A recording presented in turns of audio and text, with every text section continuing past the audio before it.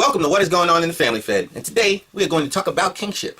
Now, what the heck is kingship? Have you ever had someone say, hey, what goes on in that unification movement? What's your church all about? What's your movement all about? And if you've ever said, we believe in raising good children, so then you might get challenged. So what? You don't think other people raise good children? Then you might say, well, we're about lineage. And then they go, oh, so you're trying to raise up a master race? Is this some kind of a racist thing?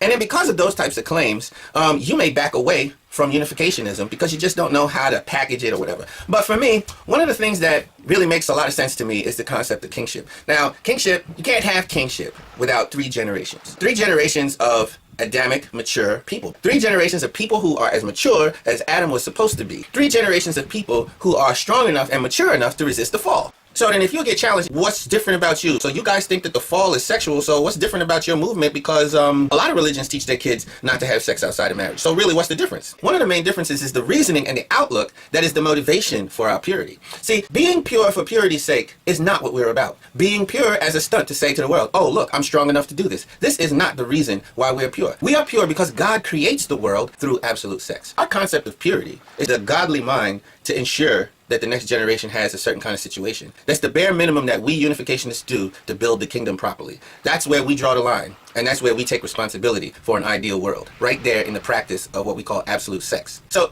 if we were able to protect 3 generations through absolute sex, would that be kingship? Yes. But is it as easy as just teaching your children something?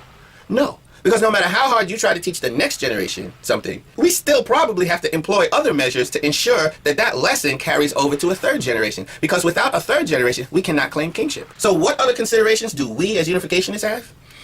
The 3rd blessing.